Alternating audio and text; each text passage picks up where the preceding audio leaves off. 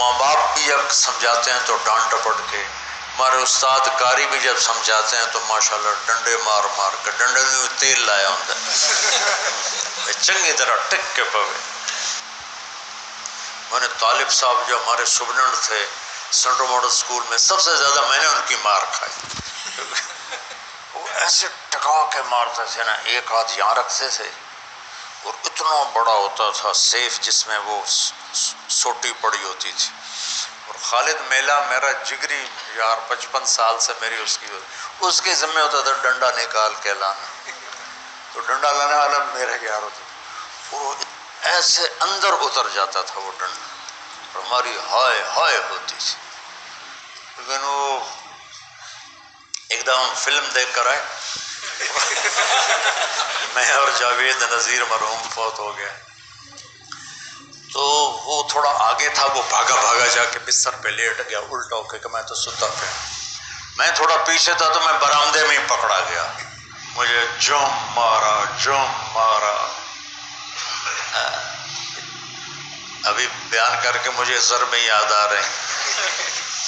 جاوید نذیر بڑا خوش کہ طارق جمین نو لتر پہ گیا، میرا تو انہوں پتہ ہی نہیں لگا، اور این کر کے ستا پہ میں کہ آرام نالو تو رضائی لائٹ سوری دیا ٹھا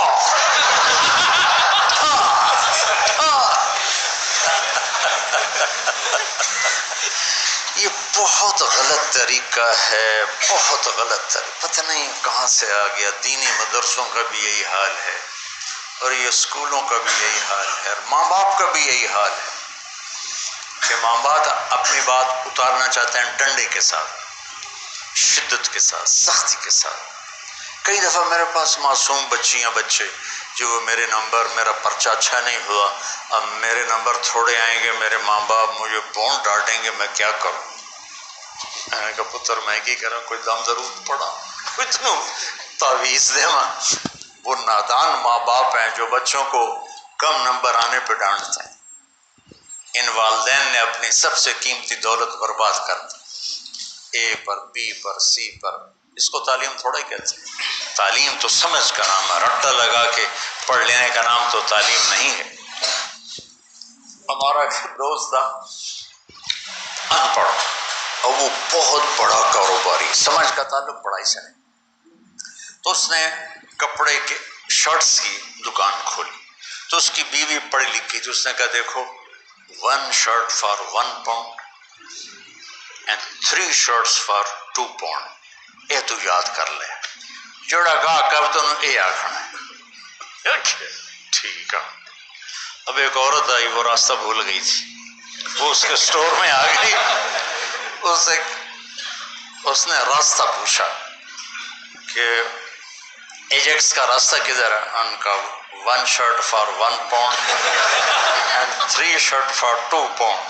اس کو حیران ہو کے دیکھنے لگی، اس نے پھر اپنی بات دہرائی، اوپر کہنے کا 1 shirt for 1 pound 3 shirt for 2 pound۔ وہ ہنستی باہر گئی، ایک بدلو لے کے آئی، اس نے اس کو بتایا، تو اس نے کہا یہ تم سے شرٹ نہیں خرید رہی، یہ بھول گئی ہے، تم سے راستہ پوچھ رہی ہے، اور تم اسے 1 shirt for 1 pound بتا رہے ہو، تو یہ کہہ رہی ہے کہ اسے کہو میرے گھر آ جایا کرے، میں اسے مفت میں انگریزی پڑھا دوں گی۔ تو ہمارے جو آج کل کے والدین ہیں نا، وہ ایسی تعلیم کے پیچھے ڈنڈے اٹھا کے کھڑے ہوئے ہیں کہ بس تیرا اتنے اے آنے چاہیے، اے آنا۔ اچھے انسان بنے، رزق یہاں لکھا ہے، ڈگریوں پہ نہیں لکھا ہو۔ ہمارے والدین نے بچوں کو مریض بنا دیا، انہوں نے ڈپریشن میں کا شکار کر دیا، پریشر ڈال کے۔ ہمارے والدہ نے پڑھایا سے پر پریشر نہیں ڈالا، چونکہ ہم تو ہاسٹل میں رہتے تھے۔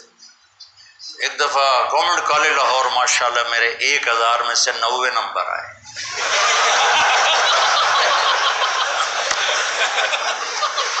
مجھے کوئی پرواہ ہی نہیں تھی، وہ تھا کالج کا امتحان، مطلب اوپر بورڈ کا نہیں تھا، کالج کا امتحان تھا، تو وہ بھی ایک بڑی عزت ہوتا ہے۔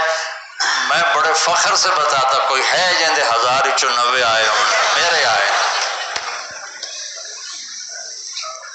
تو ہدایت ہوتا ہے کسی کو پیار محبت سے سمجھا کے انجام بتانا، ہمارے بچے تو ذبح ہو گئے اسکولوں پر اور پڑھائیوں پر اور ٹیوٹر اور ٹیوشن سینٹر.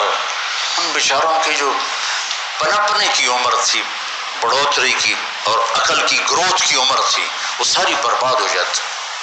جو ہی سر نکالتے ہیں نافرمان ہوتے ہیں، چونکہ ان کے جو نیورونز ہوتے ہیں وہ 3 سال کی عمر میں اسکول جاتے ہیں، وہ جلنا شروع ہو جاتے ہیں. اسی میں پیچھے سے کرنٹ زیادہ آ جائے تو یہ پھٹ جائیں گے، ٹوٹ جائیں گے.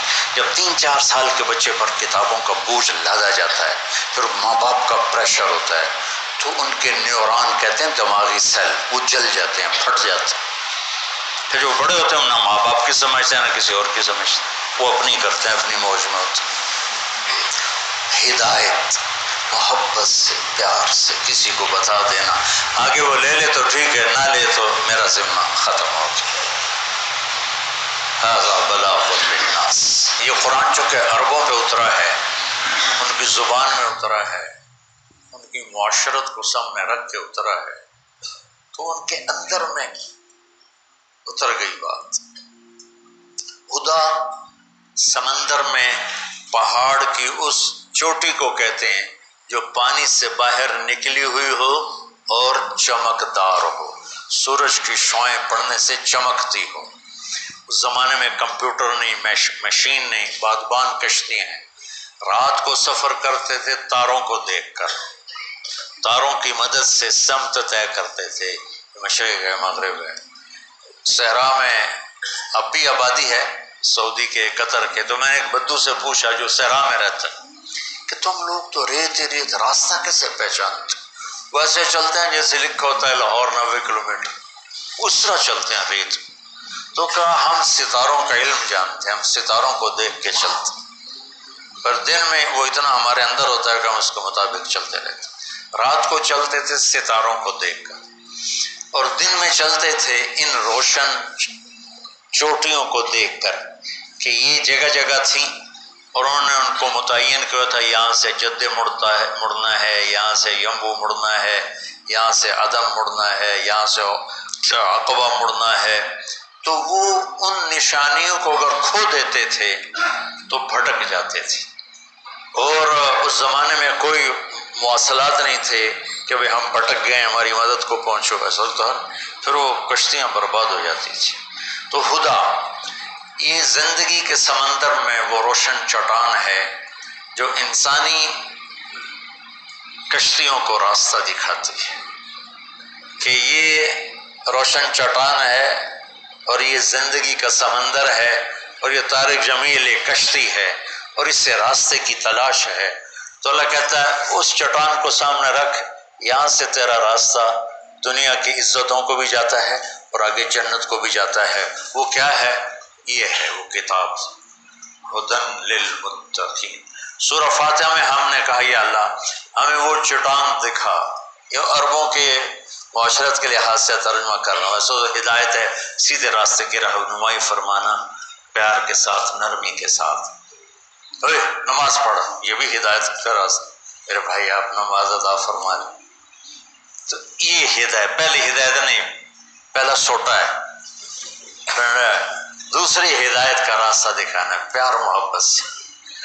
تو وہ روشن چٹان جو انسانوں کو راستہ دکھاتی ہے پانی کے سمندر میں اور منزل کا پتہ بتاتی ہے، زندگی کے سمندر میں انسانی کشتیوں کے لیے قرآن وہ چٹان ہے جو انہیں زندگی کا پتہ بتاتا ہے، آخرت کا پتہ بتاتا ہے اور صحیح منزل تک پہنچا دیتا ہے.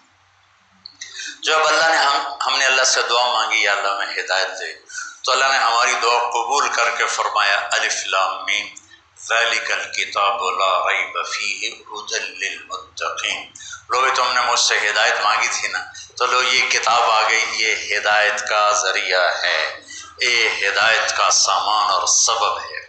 اور یہ ذالک الکتاب لا ریب فیہ میں ایسا دعویٰ ہے جو کائنات میں نہ کوئی کر سکتا ہے، نہ کرے گا، نہ کسی کے بس میں ہے سوائے اللہ. جو کچھ اس میں لکھا ہے اس میں کوئی شک نہیں.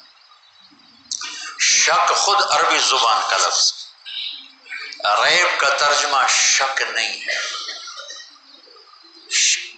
شک کسے کہتے ہیں کہ ایک آدمی وہاں وہ ملت روڈ پہ کھڑا ہے، اس کو پتہ ہی نہیں کہ مدرسہ حسنین کدھر ہے، تو کبھی ادھر دیکھتا ہے کبھی ادھر دیکھتا ہے، کبھی کہتا ہے یہ راستہ جاتا ہے، کبھی کہتا ہے یہ گلی جاتی ہے۔ اس کیفیت کو شک کہتے ہیں۔ اس میں یہ کیفیت شدید ہے۔ دوسرا لفظ ہے مریا، وہ بھی دماغی شک والی کیفیت ہوتی ہے، لیکن شک سے ذرا ہلکی ہوتی ہے کہ وہ اس کو تھوڑا گمان ہو جاتا ہے کہ یہ جو ڈبل روڈ جا رہا ہے نا، یہ جا رہا ہے مدرسہ حسنین کو، اور ہو سکتا ہے یہ بھی ہو، لیکن مجھے لگتا ہے یہ ہے۔ اس طرح ہو گیا، ایک طرف خیال واضح زیادہ ہو گیا، تو اس کو کہتے ہیں مریا۔ ریب کسے کہتے ہیں کہ وہ یہاں گرین ٹاؤن چوک پر آتا ہے اور ایک سیکنڈ کے لیے کہتا ہے مدرسہ حسنین کدھر ہے؟ ابھی یہ کدھر ہے بھی پورا نہیں ہوا کہ اس کی نظر پڑ جاتی ہے ہمارے بورڈ پر مدرسہ حسنین، وہ کدھر، وہ یہ بھی زیادہ ہے، یہ بھی زیادہ ٹائم ہے۔ ایک لمحے کے تردد کو عربی میں ریب کہتے ہیں۔ ایک لمحے کی ابتدا میں تھوڑا تردد اور اسی لمحے کے آخر میں وہ تردد ختم ہو گیا، اسے عربی میں ریب کہتے ہیں۔ تو وہ شہنشاہ کہہ رہا ہے وہ میرے بیوقوف بندو، وہ میرے پیارے بندو، اللہ تعالیٰ لاڈ سے پکارتا ہے، کبھی ڈانٹ کے پکارتا ہے، وہ میرے بندو میری کتاب میں تو ریب بھی نہیں ہے کہ ایک کھٹک ٹک ٹک بھی زیادہ ہے، اتنی دیر کا بھی کھٹکا